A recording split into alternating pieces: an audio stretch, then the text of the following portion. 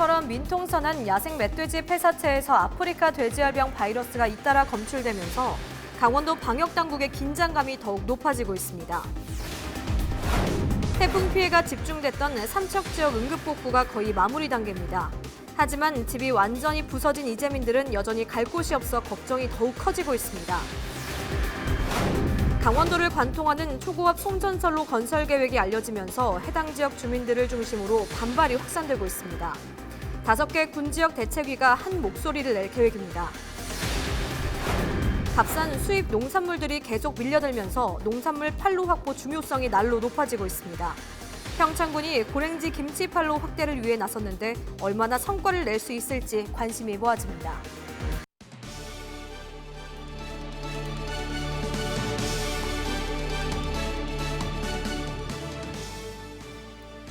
여러분 안녕하십니까? 헬로티비 뉴스 강원입니다. 첫 번째 소식입니다.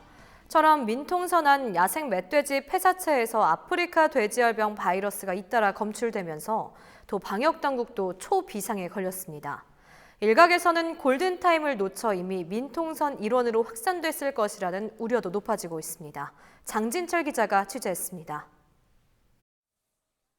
아프리카 돼지열병 바이러스 전파 매개체가 야생 멧돼지일 것이라는 추측에 무게가 실리고 있습니다.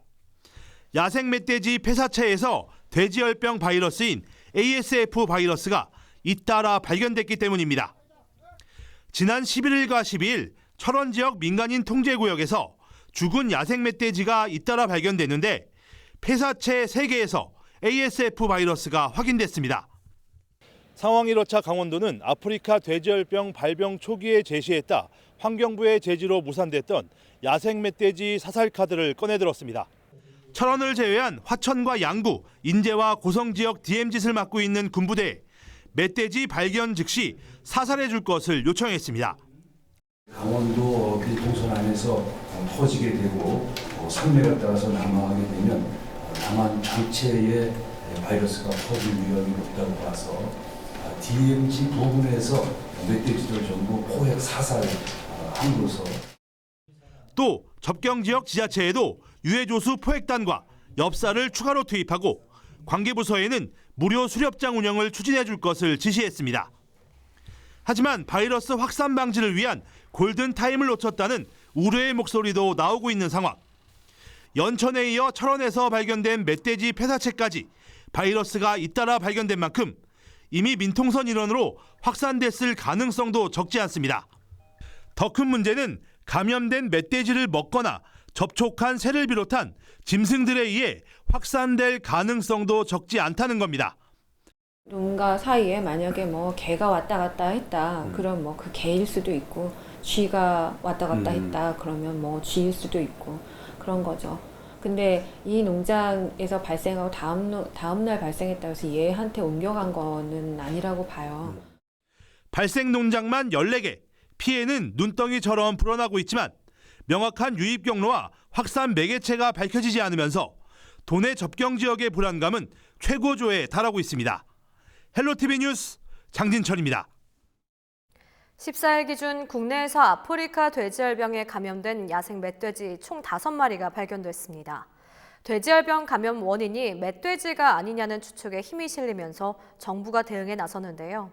상황이 이렇자 정부의 돼지 일괄 살처분 발표에 대한 양돈 농가들의 반발이 더 거세지고 있습니다. 김초롱 기자가 취재했습니다. 지난 11일과 12일 이틀간 철원과 연천 지역에서 아프리카 돼지열병에 감염된 야생 멧돼지 4마리가 발견됐습니다. 지난 2일에 발견된 멧돼지를 포함해 총 5마리입니다. 야생 멧돼지에 의한 돼지열병 전파 가능성이 높아지자 정부는 지난 13일 긴급 대책을 발표했습니다.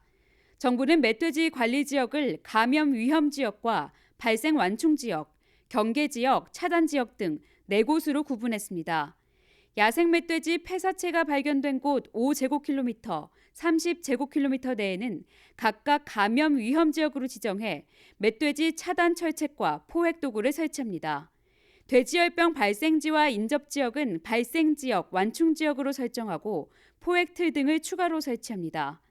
경계지역과 차단지역의 경우 멧돼지 전면 제거를 목표로 야생 멧돼지를 집중 포획합니다. 하지만 이러한 정부의 대응이 너무 늦은 것 아니냐는 지적이 잇따릅니다. 차일피일 하다 보니까 아프리카 열병 매개체인 멧돼지 관리가 제대로 정상적으로 되지 못했다는 부분이 그로 인한 실패가 아닌가라는 생각도 들어요, 지금은. 그럼 지금까지 무조건 방역대 설치해서 무조건 설치만 하는 게 능사냐? 대한한돈협회는 지난 12일 정부의 연천돼지 일괄 수매 및 살처분 계획에 반대하는 성명서를 발표했습니다. 발병농가 두 곳이 26km 떨어져 있어 역학적 관계가 성립하기 어렵고 오히려 멧돼지로 인한 감염이 의심된다는 겁니다.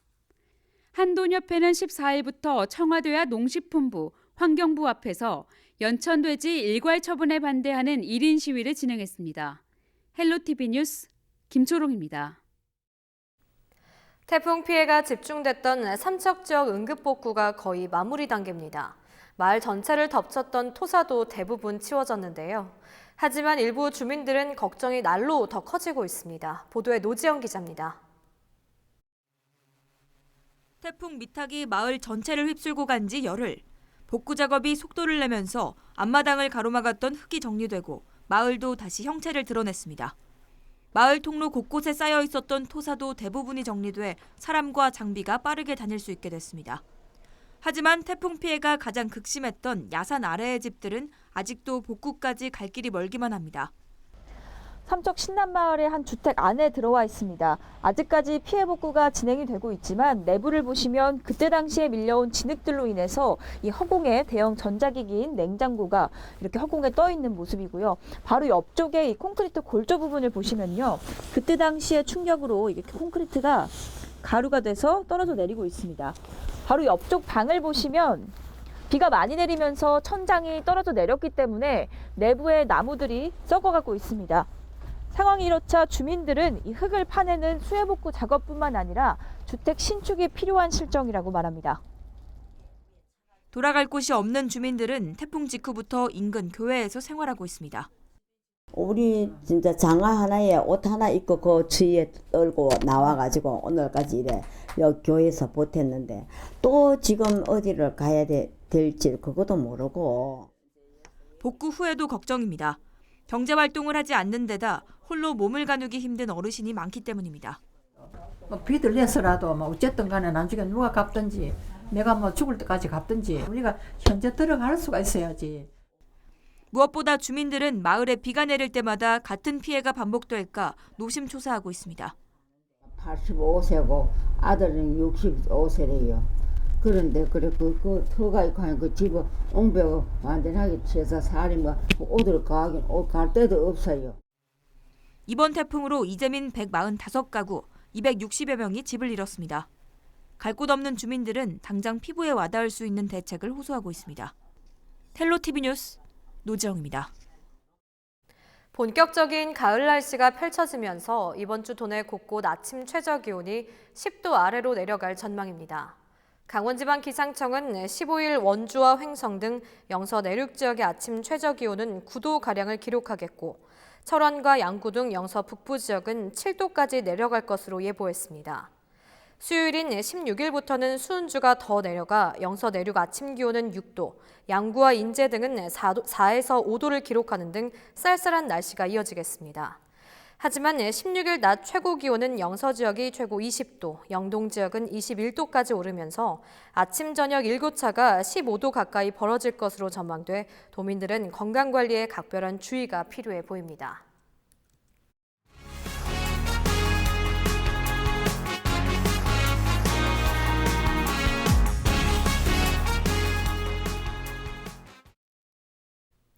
한전이 강원도를 관통하는 220km의 송전선로 건설 계획을 밝히면서 지역의 반발이 확산되고 있습니다.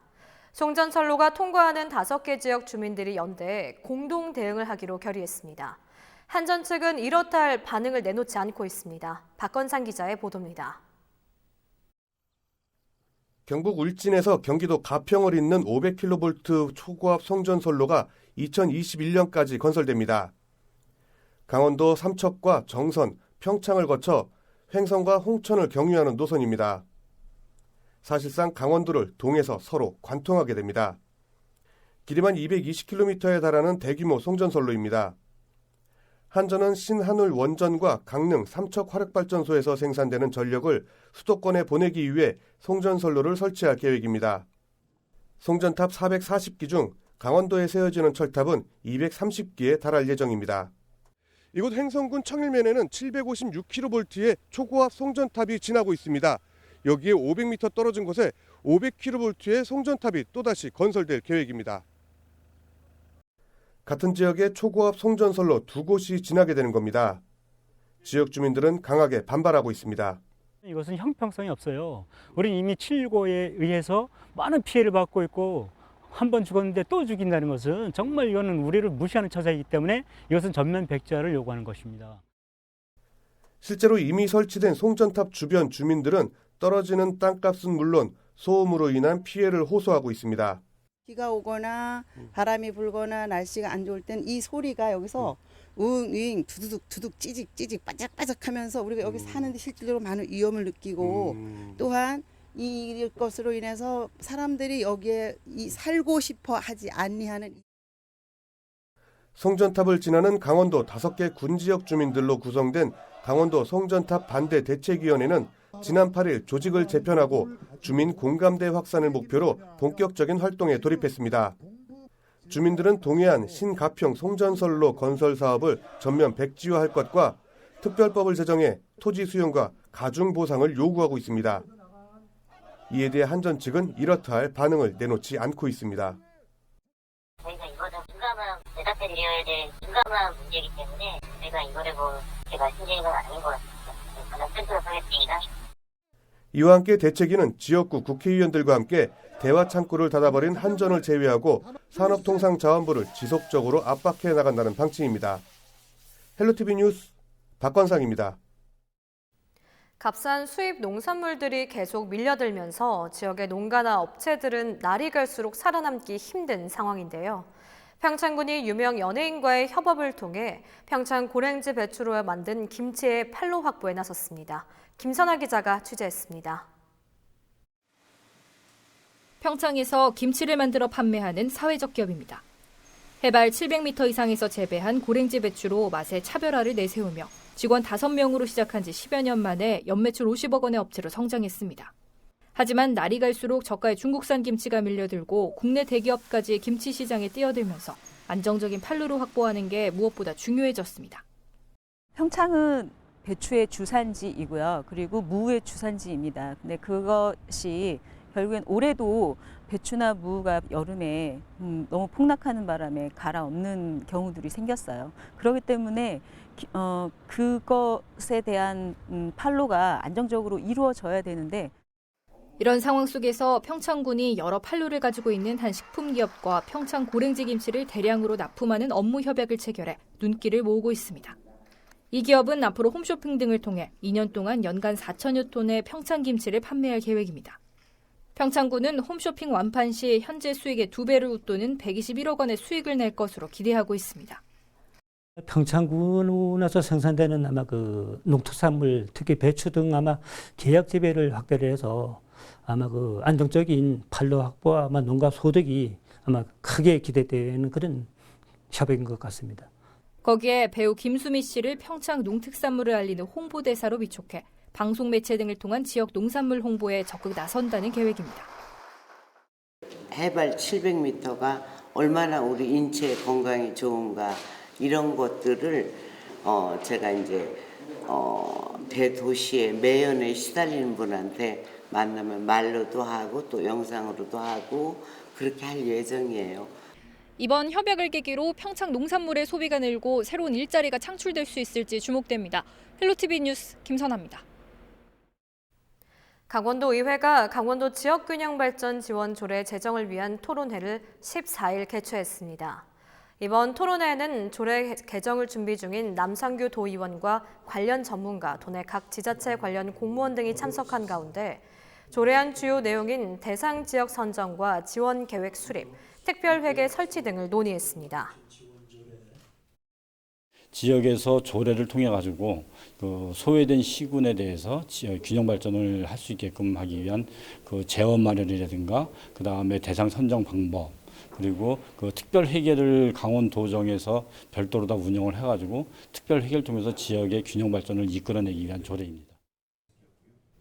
도의회는 이번 토론에서 나온 내용을 토대로 현재 준비 중인 강원도 지역균형발전 지원 조례의 세부 내용을 마무리하고 다음 달 본회의에 상정해 본격 논의에 나설 계획입니다.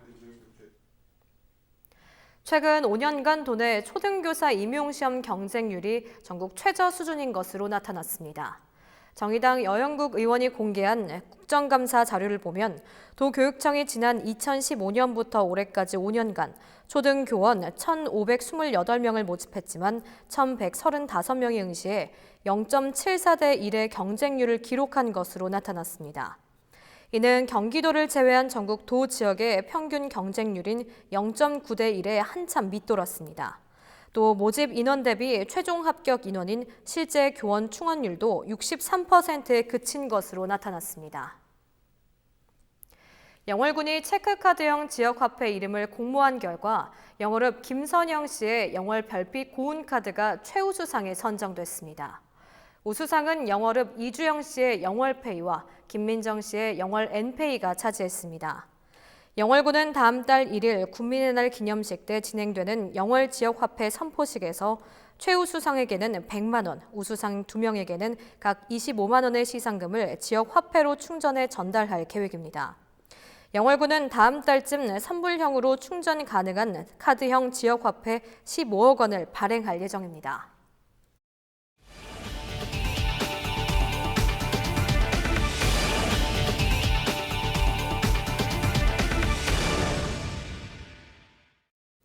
횡성군이 군 항공기 소음에 의한 주민 피해 대면 조사에 나섭니다.